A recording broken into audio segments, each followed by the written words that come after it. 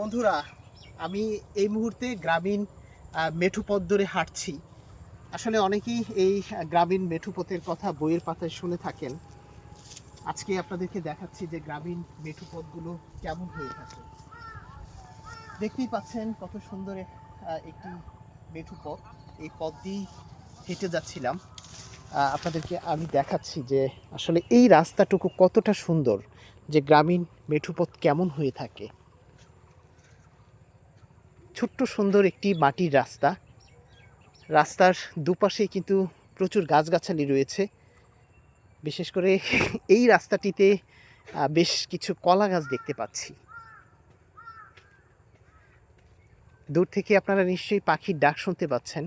একটি গ্রামীণ নিরেট আবহাওয়া বা মেঠো পথ যেমনটি হয়ে থাকে ঠিক তেমনই এই পথের চারপাশটা, এখানকার আবহাওয়া।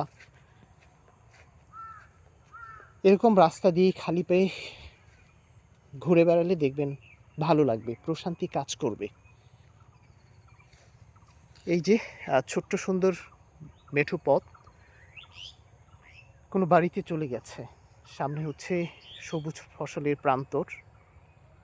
এই সবুজ ফসলের প্রান্তর পেরিয়ে ছোট্ট সুন্দর একটি নদী রয়েছে। ওই নদীর পরেই হচ্ছে আমাদের পার্শ্ববর্তী দেশ ভারত। এইখানটায় দেখা যায় একটি কলা গাছে কলা এসেছে, ধরে আছে। সালাম ভাই, এই যে মাটির মেঠো পথ ধরে অনেকদিন পরে হেঁটে বেড়াচ্ছেন, কেমন লাগছে? ভালো লাগছে ভাই, জায়গাটা খুবই সুন্দর, তাই না? রাস্তা তো সবসময় ভালো, এখান থেকে আরো ভালো লাগছে। হ্যাঁ, প্রচুর ঘাস ঘাস গাছ চাষ করছে মনে হচ্ছে, তাই না? গরুকে খাওয়ানোর জন্য মনে হয়।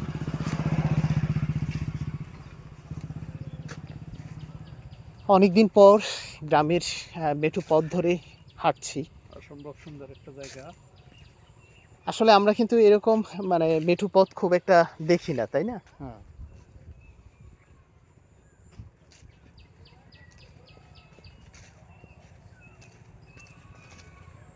আসলে এই যে একটা সৌন্দর্য, এই যে একটা ভিউ, আপনি হয়তো লাখ টাকা খরচ করে অনেক দূরে যান, কিন্তু গ্রামে যে এত সুন্দর সুন্দর দৃশ্য আছে, সেগুলো দেখলে আপনি লাখ টাকার চেয়েও বেশি সৌন্দর্য পাবেন আমার কাছে মনে হয়। প্রতিটি গাছেই দেখা যাচ্ছে এই এলাকায় আম এসেছে।